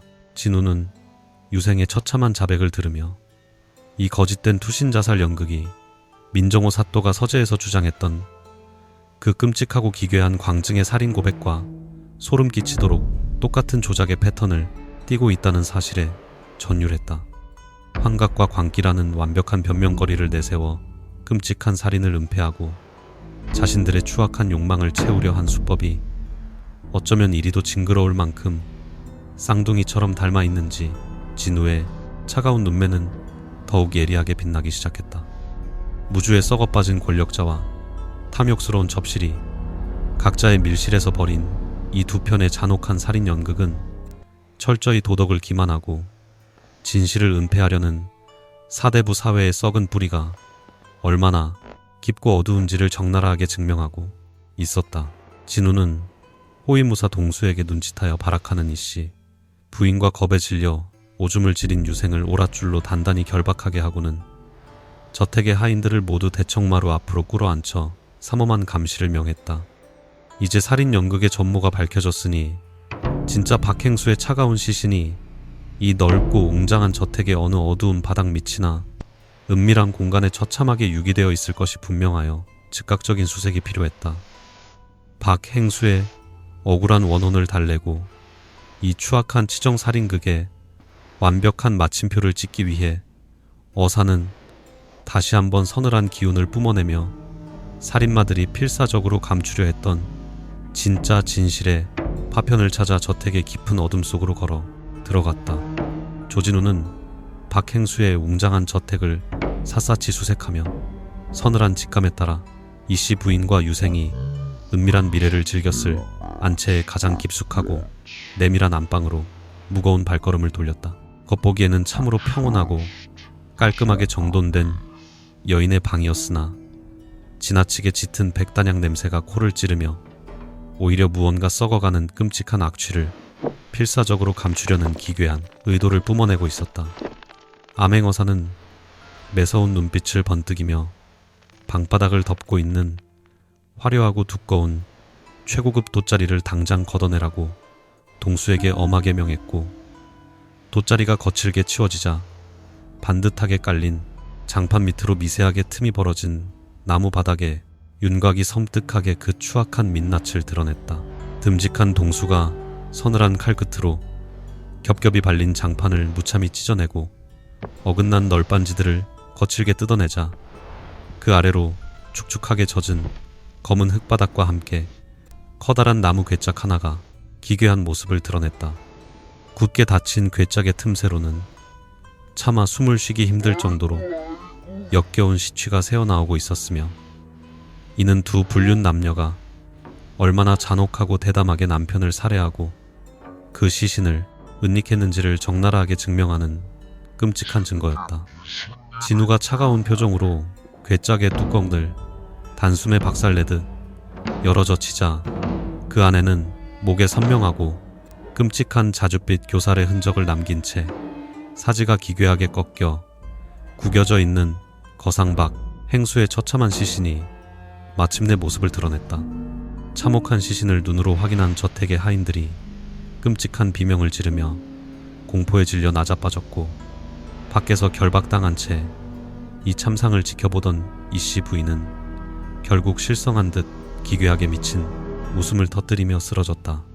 조진우는 치밀어 오르는 구역질을 억누르며 덜덜 떨고 있는 유생의 뒷덜미를 거칠게 끌고 와 괴짝 속에 처박힌 박행수의 부패한 얼굴을 강제로 똑똑히 마주보게 만들며 분노로 매섭게 호통을 쳤다. 자신의 더러운 탐욕과 정욕이 만들어낸 지옥 같은 참상 앞에서 유생은 하얗게 질린 얼굴로 거품을 물며 짐승처럼 울부짖었고 제발 자신의 목을 쳐 죽여달라고 처절하게 애원하며 피가 나도록 바닥에 머리를 벗어댔다. 어사는 짐승처럼 울부짖는 유생을 발로 걷어차며 내 놈이 시신을 방바닥 밑에 파묻고 남편의 옷을 훔쳐 입은 채 연못으로 뛰어든 그날 밤의 일들을 하나도 남김없이 토설하라고 무섭게 으름장을 놓았다. 죽음의 공포에 완전히 압도된 유생은 눈물과 콧물을 쏟아내며 이씨 부인이 준비한 독약으로 박행수를 기절시킨 뒤 자신이 직접 목을 졸라 숨통을 끊어버렸다는 끔찍한 살해의 순간을 남김없이 자백했다. 이어서 그는 연못에 빠진 척 연기를 한 뒤 젖은 옷을 벗어버리고 으슥한 담장을 넘어 도망치려 했던 그 끔찍한 도주의 궤적까지 낱낱이 털어놓으며 자신은 그저 부인의 꼬임에 넘어간 바보일 뿐이라며 비겁하게 책임을 회피하려 발버둥쳤다. 유생의 구차한 변명을 차갑게 내려다보던 조진우가 그를 즉각 관하로 압송하려던 찰나 유생이 돌연 무언가 떠오른 듯 다급하게 어사의 바짓가랑이를 부여잡고 자신의 억울함을 증명할 묘한 단서를 내뱉기 시작했다. 그는 연못에서 빠져나와 물에 젖은 옷을 담장 구석에 숨기고 몰래 도망치려 할 때 칠흑 같은 어둠 속에서 관아 쪽 담장을 훌쩍 넘어 달아나는 기괴한 복장의 사내와 정면으로 마주쳤다고 떨리는 목소리로 증언했다. 유생의 말에 따르면 그 사내는 마치 누군가에게 쫓기듯 혼비백산한 표정이었고 몸에는 이상한 악취가 진동했으며 품속에는 묵직해 보이는 화려한 비단 꾸러미 같은 것을 훔쳐 짐승처럼 재빠르게 달아나고 있었다는 것이다. 유생의 입에서 흘러나온 그 뜻밖의 목격담은 조진우의 머릿속에 번쩍이는 벼락처럼 내리꽂혔고 무주관하에서 발생한 서씨 부인 참살 사건에 끊어진 고리를 이어주는 가장 완벽하고도 결정적인 실마리가 되었다. 박행수 저택의 담장은 무주관하의 으슥한 뒷담과 좁은 골목을 사이에 두고 아슬아슬하게 마주보고 있었기에 유생이 도망치던 그 시각과 사또의 안방에서 살인극이 벌어졌을 시각이 소름 끼치도록 정확하게 겹치고 있었다. 진우는 유생이 목격한 그 기괴한 도망자가 다름 아닌 객잔에서 엎드려 투숙객의 동태를 엿듣던 비루하고 교활한 저잣거리 도둑 개똥이 이미 틀림없다고 날카롭게 확신하며 온몸에 피가 차갑게 식어내리는 전율을 느꼈다. 이로써 민정호 사또가 서재에서 눈물을 쏟으며 고백했던 광증의 발작과 자신이 아내의 목을 베었다는 끔찍한 이야기는 철저하게 짜인 거짓이거나 혹은 범행의 진범을 숨기기 위한 교활한 연막임이 더욱 명백해졌다. 입지대에서 발견된 서씨, 부인의 가슴에 꽂힌 단도와 처참하게 능욕당한 채 버려진 나신의 흔적들은 고결한 사대부의 치밀한 복수극이라기보다는 개똥이 같은 비천한 짐승의 돌발적이고 역겨운 세욕이 빚어낸 참사에 가까웠다. 만약 도둑개똥이가 사또의 안방에 몰래 숨어들어 끔찍한 자작극을 벌였단 말인가? 조진우의 예리한 이성은 이 기괴한 모순 속에서 사대부라는 족속들이 지닌 가증스럽고 잔혹한 체면의 본질을 꿰뚫어 보았고, 등골이 서늘해지는 무서운 추론의 심연으로 한 걸음 더 깊숙이 빠져들어갔다. 민정호 사또는 아내가 젊은 유생과 은밀한 사통을 저지르고 있다는 치욕적인 사실을 이미 알고 있었기에 우연히 도둑의 손에 아내가 비참하게 살해당한 현장을 목격하고도 분노하기는커녕 오히려 이를 자신의 알리바이로 교묘하게 이용했을 것이다. 불륜을 저지른 부인이 천한 도둑놈에게 능욕당하고 살해되었다는 세간의 조롱을 피하기 위해 그는 도둑을 놓아주고 시신을 뎁지대에 내다버린 뒤 스스로 미치광이 남편의 비극적인 서사를 완벽하게 창조해낸 짐승만도 못한 악귀였다. 진우는 터질 듯한 분노를 억누르며 참혹한 박행수의 안채를 빠져나와 굳은 표정으로 서 있는 호위무사 동수에게 이씨 부인과 유생을 포박하여 무주관하의 옥사에 당장 하옥시키라는 엄중한 명령을 내렸다. 연모투신이라는 전대미문의 사기극으로 무주장터를 발칵 뒤집어 놓았던 이 치정살인 사건의 전모가 마침내 백일하에 드러났으나 암행어사의 차가운 눈빛은 이미 이 피비린내 나는 저택을 넘어 다른 곳을 향하고 있었다. 죽은 거상에 억울한 원혼을 달래는 일은 끝났지만 이 사건이 남긴 가장 치명적인 불씨는 이제 관아의 깊은 규방에서 벌어진 더 크고 추악한 괴물을 잡아들이기 위한 맹렬한 불꽃으로 붉게 타오르기 시작했다. 어사는 동수에게 은밀히 지시하여 무주의 관군을 움직이지 말고 객잔 주변에 잠복해둔 신뢰할 만한 신복들을 총동원하여 쥐새끼처럼 숨어있을 개똥이를 산채로 당장 잡아 대령하라고 서늘하게 명했다.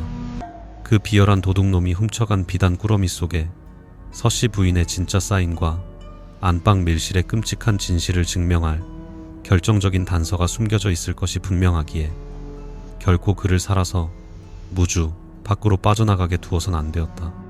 두 권의 살인극이 교묘하게 맞물린 이 잔혹한 무대 위에서 이제 가장 천박한 밑바닥의 목격자가 끌려 나올 차례였고, 진우는 그 천한 짐승의 입을 통해 양반의 위선을 갈갈이 찢어놓을 완벽한 올가미를 차갑게 준비하고 있었다.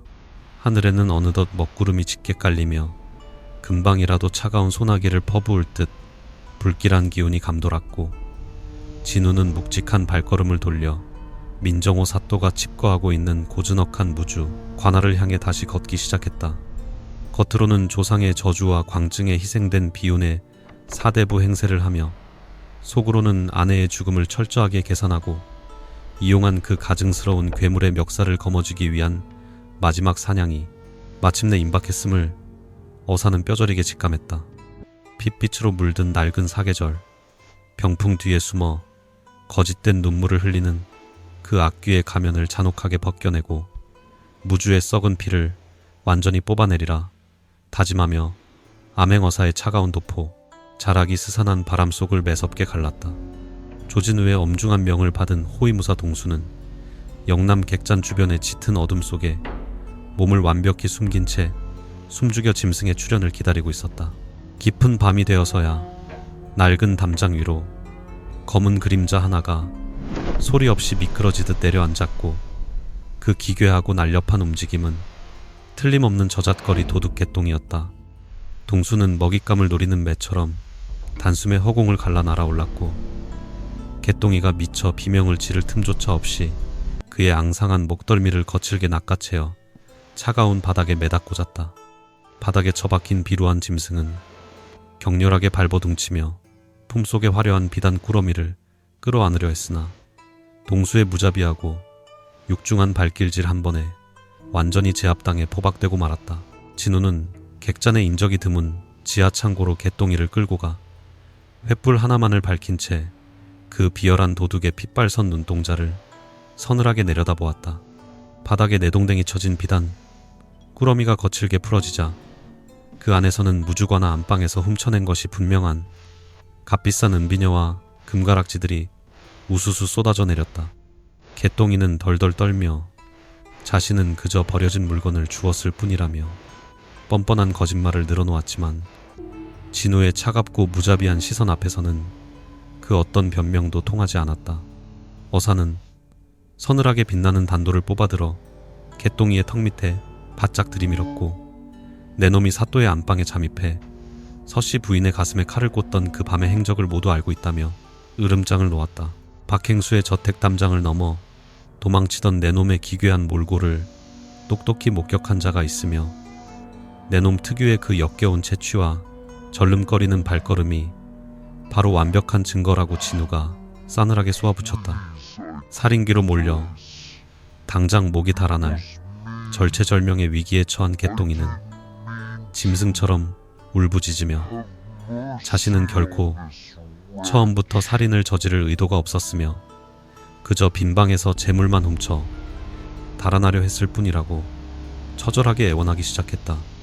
죽음의 끔찍한 공포에 완전히 압도된 이 비천한 도둑은 핏물과 눈물이 범벅이 된 얼굴로 차가운 바닥에 머리를 짓겠으며 자신이 무주관아의 규방 깊숙한 곳으로 잠입했던 그 참혹한 밤의 진실을 드디어 더듬거리며 토설하기 시작했다. 개똥이의 비굴한 자백에 따르면 그는 며칠 전부터 무주관아의 동태를 면밀히 살피며 민정호 사또가 서재에 틀어박혀 오수를 즐기는 낮 시간이 가장 경비가 허술해지는 완벽한 기회임을 교활하게 파악하고 있었다고 했다.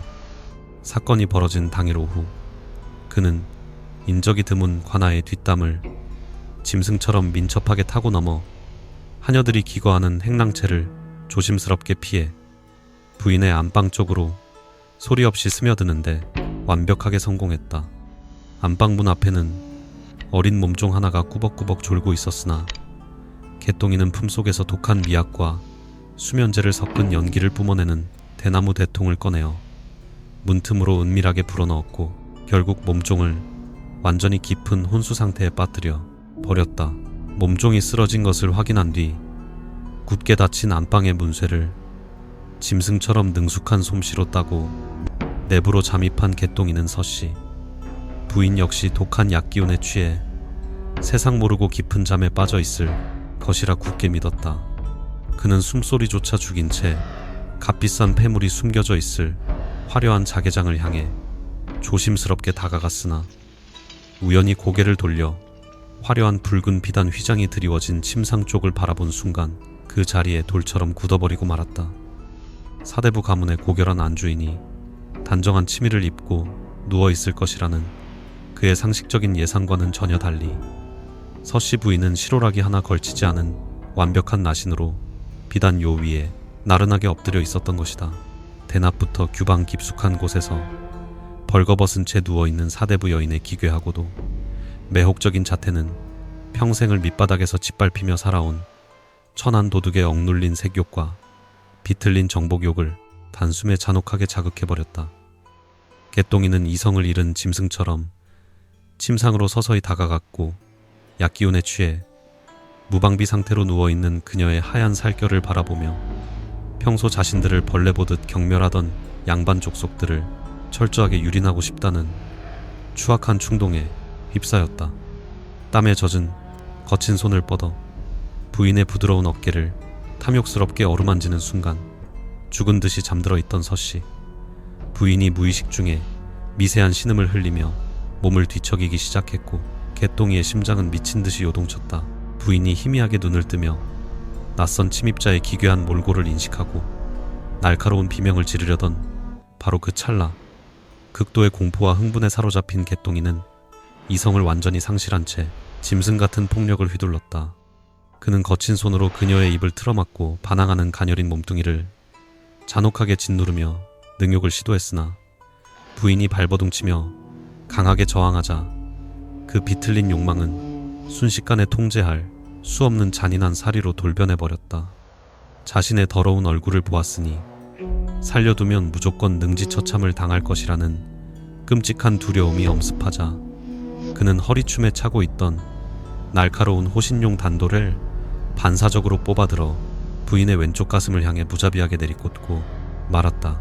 날카로운 쇳덩이가 부드러운 살칸을 뚫고 심장 깊숙이 박히는 끔찍한 촉감과 함께 서씨 부인의 가녀린 몸이 크게 한번 경련하더니 이내 붉은 선혈을 꿀럭이며 차가운 비단요 위로 힘없이 늘어졌다.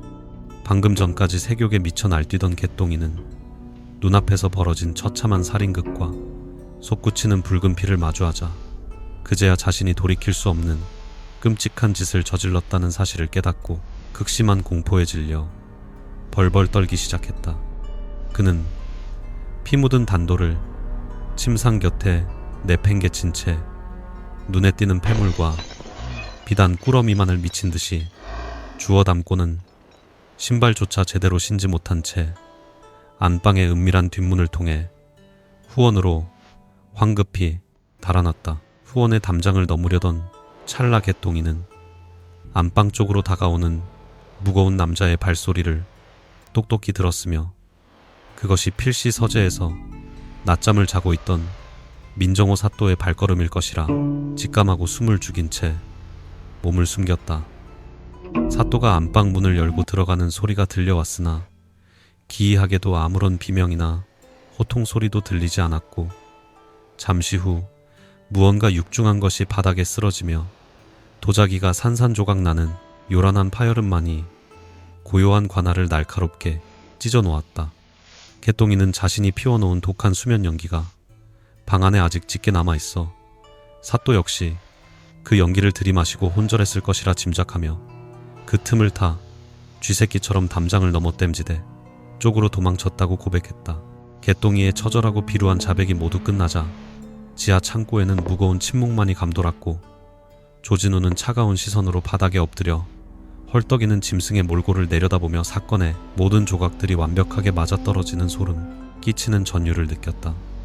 쥐지대에서 발견된 시신의 치명적인 상처와 끔찍하게 짓밟힌 나신의 흔적, 그리고 사또가 서재에서 주장하던 환각과 조작된 은장도의 진실이 이 천박한 도둑의 우발적인 살인, 행각과 맞물려 완벽한 물리적 궤적을 완성한 것이다.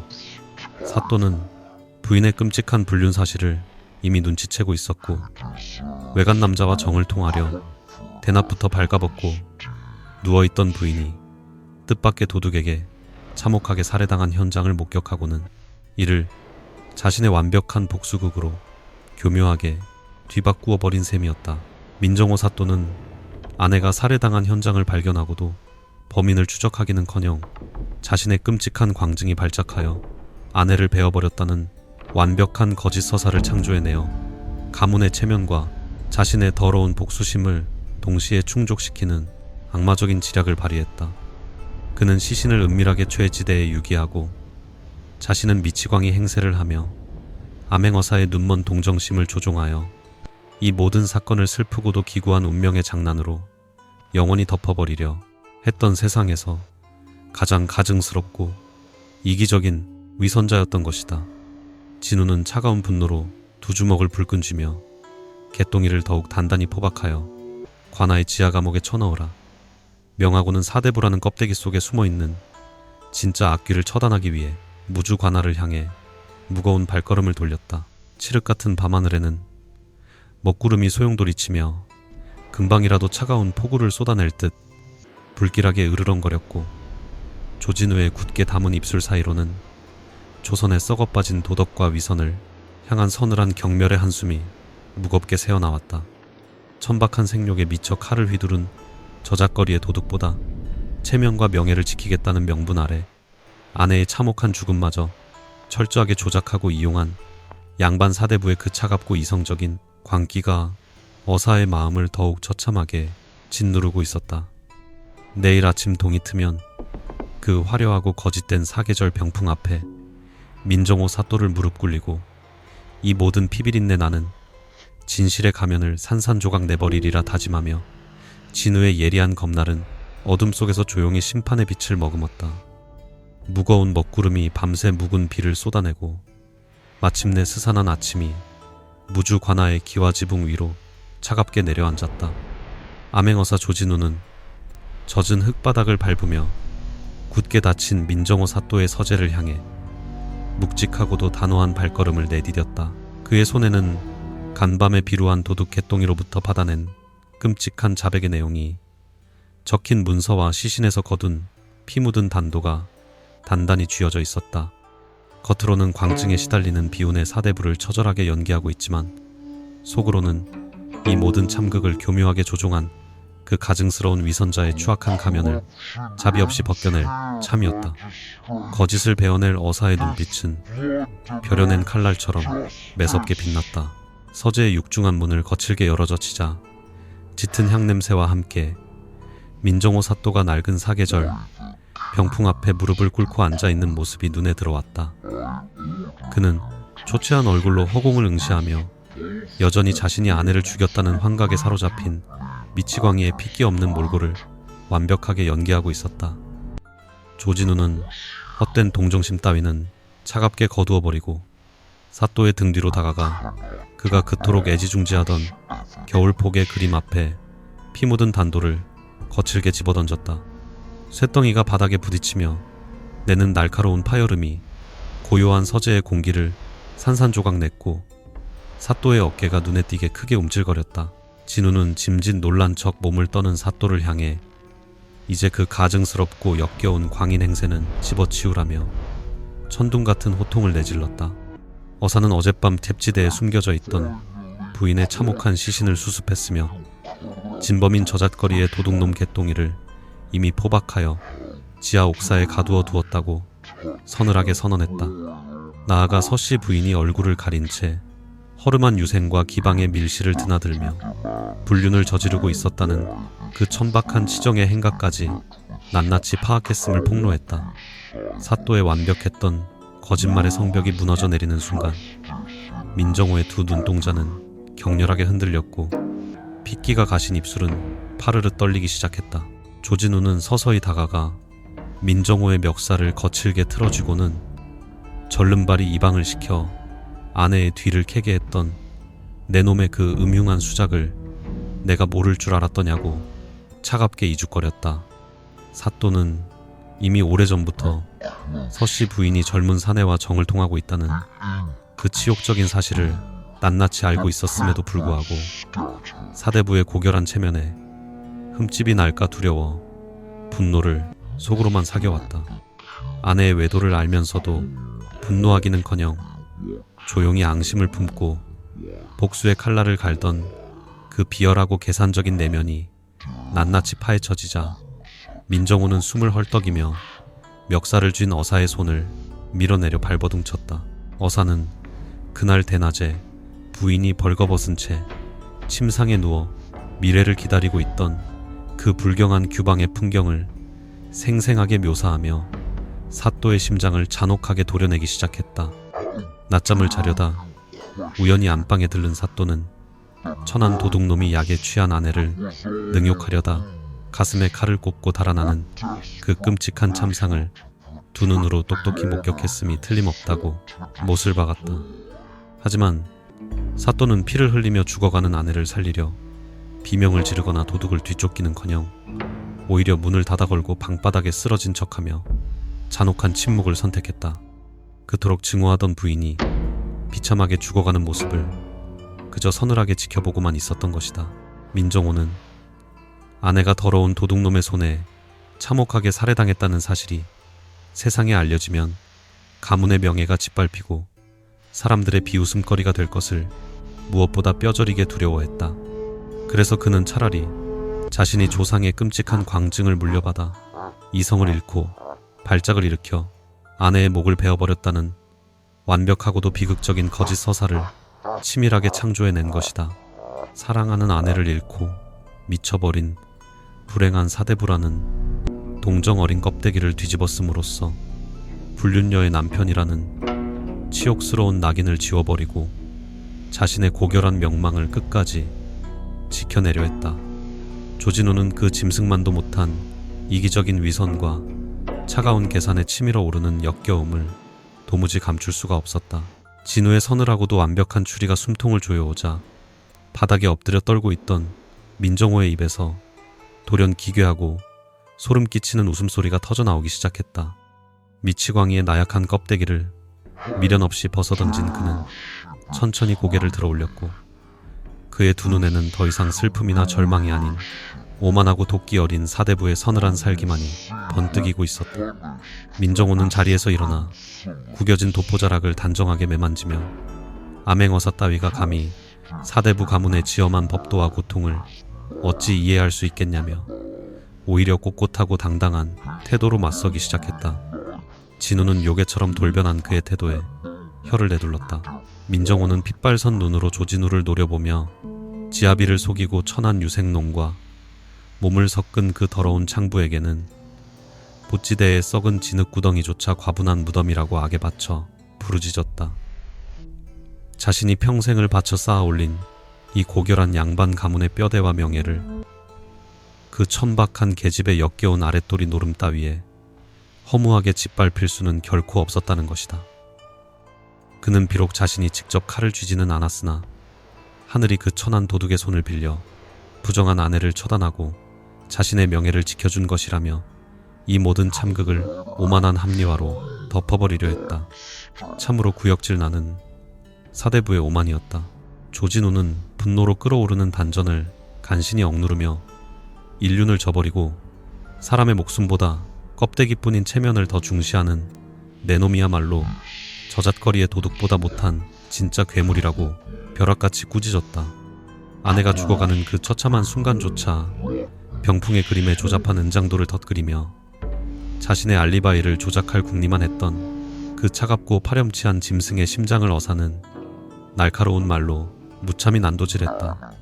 허울 좋은 유교의 도덕과 가문의 명예라는 화려한 병풍 뒤에 숨어 아내의 비참한 죽음마저 철저하게 체면치레의 도구로 악용한 내놈의 영혼은 이미 시궁창처럼 썩어 문드러졌다고 진우는 잔혹하게 저주를 퍼부었다.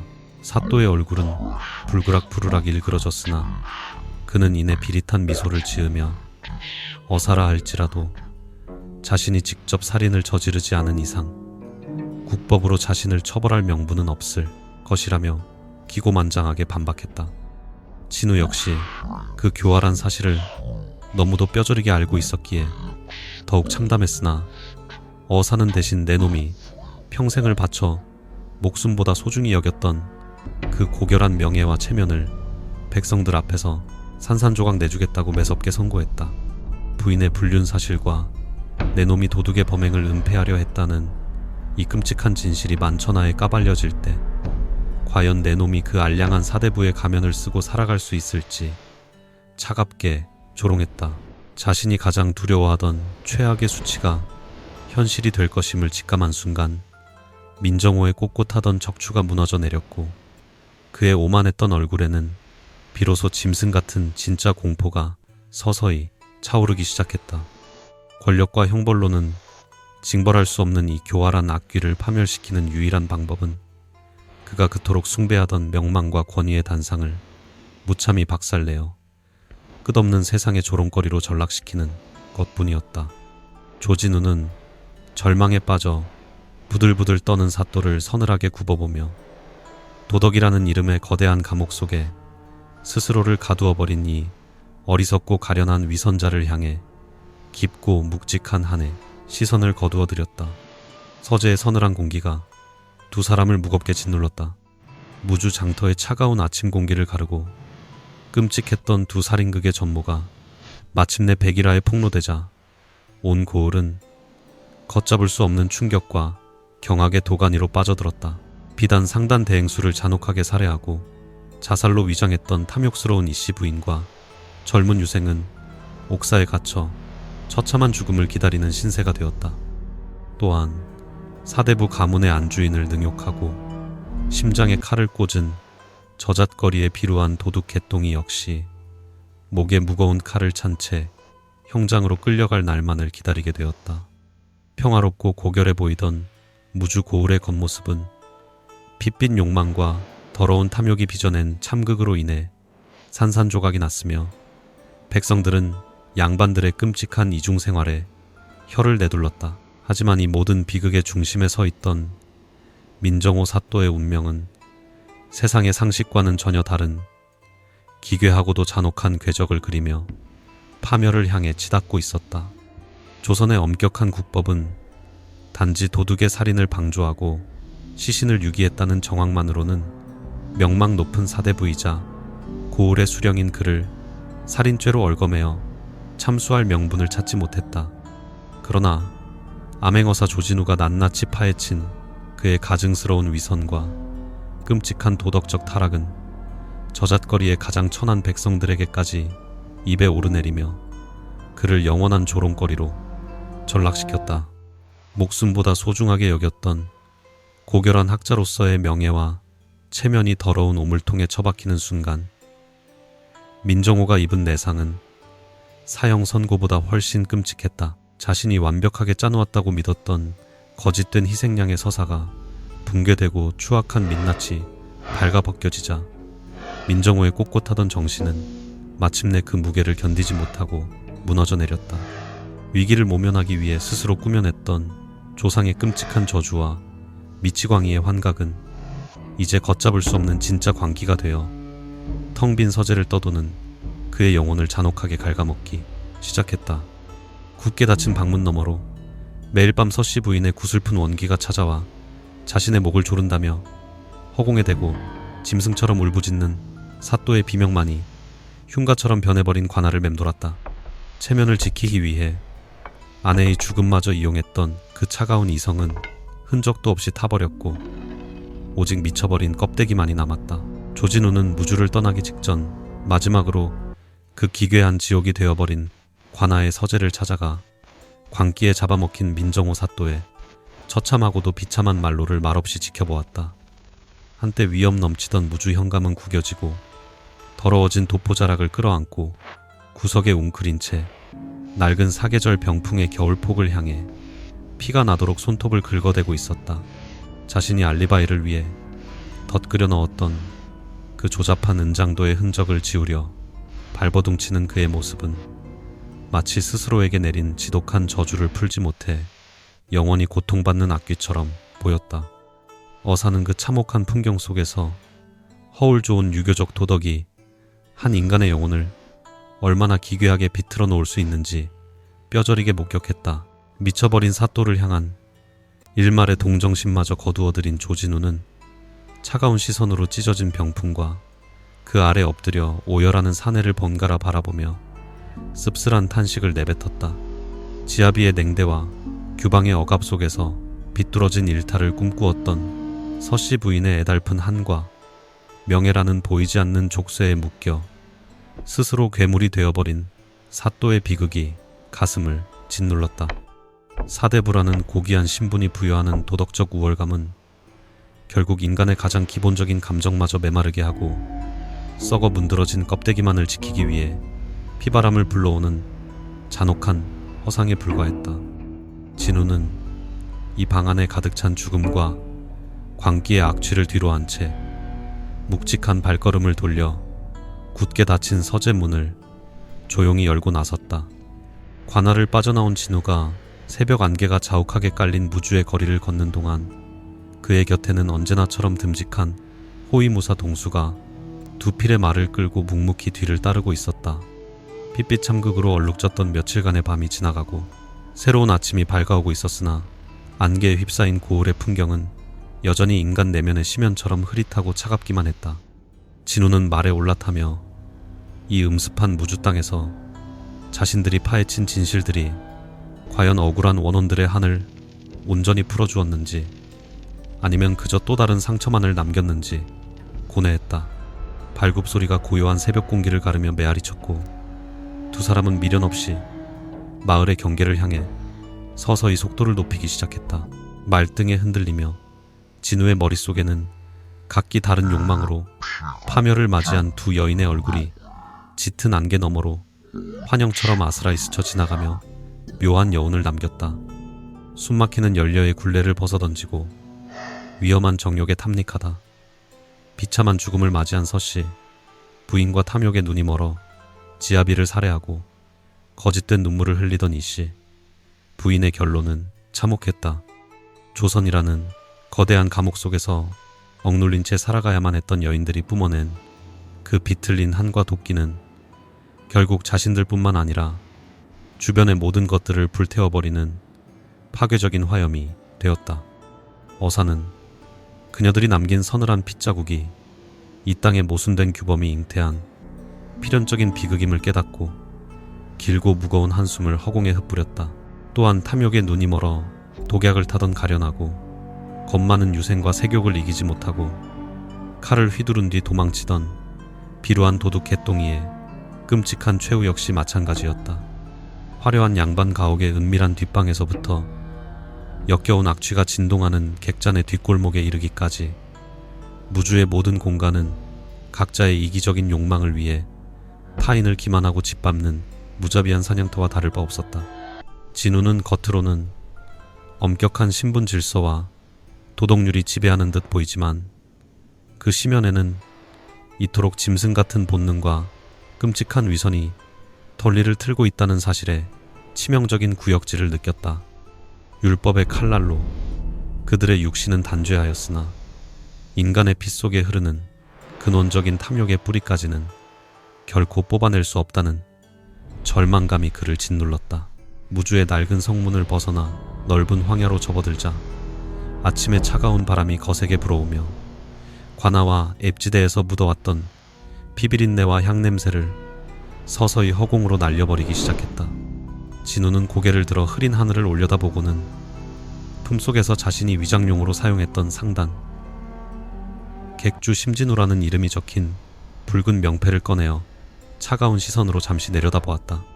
그는 아무런 미련 없이 그 단단한 명패를 소나기에 쥐고 힘을 주어 산산조각 내버렸고 부서진 붉은 나무 파편들은 거센 바람을 타고 황량한 흙먼지 속으로 어지럽게 흩어져 내렸다. 객주로서의 거짓된 삶은 끝이 났고 짐승 같은 욕망들이 뒤엉켰던 무주에서의 끔찍한 연극도 마침내 돌이킬 수 없는 과거의 죄가 되어 잊혀갈 터였다.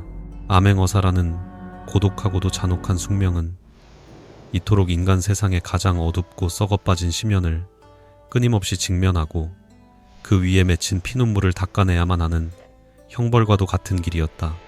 하나의 억울함을 풀어내면 또 다른 위선이 독버섯처럼 피어나고 진실을 밝혀낼수록 사람들의 가슴 속에 응어리진 짙은 한은 더욱 날카롭게 벼려져 어사의 심장을 서늘하게 도려내곤 했다. 하지만 조진우는 결코 이 참혹한 여정을 멈출 수 없었기에 굳게 담은 입술, 새로 씁쓸한 미소를 지으며 말의 고삐를 더욱 단단히 쥐어잡고 앞을 향해 묵묵히 나아갔다. 그가 짊어져야 할 조선 팔도의 수많은 비극과 백성들의 절절한 한숨이 아직도 짙은 안개 너머에서 그를 간절하게 부르고 있었기 때문이다. 멀리 동쪽 산등성이 너머로 마침내 붉은 아침 해가 솟아오르며 세상을 짓누르던 두꺼운 안개를 찢어내고 젖은 대지 위로 눈부시고도 차가운 빛을 서서히 뿌리기 시작했다. 무주 고을은 새로운 날을 맞이하며 아무 일도 없었다는 듯 다시금 거칠의 평온을 되찾아가겠지만 핏빛 참극이 남긴 도덕의 잿더미는 결코 쉽게 씻겨 내려가지 않을 것이다. 뒤를 돌아보지 않는 어사 조진우와 무사 동수의 굳건한 뒷모습은 안개가 걷히는 광활하고 쓸쓸한 조선의 황야 속으로 검은 점이 되어 지울 수 없는 흔적을 남기며 스며들었다. 화려한 사계절, 병풍 뒤에 감춰졌던 서글픈 한과 무너진 도덕의 파편들을 뒤로한 채 그들의 발걸음은 또 다른 진실을 찾아 끝없는 길을 향해 고요히 멀어져 갔다.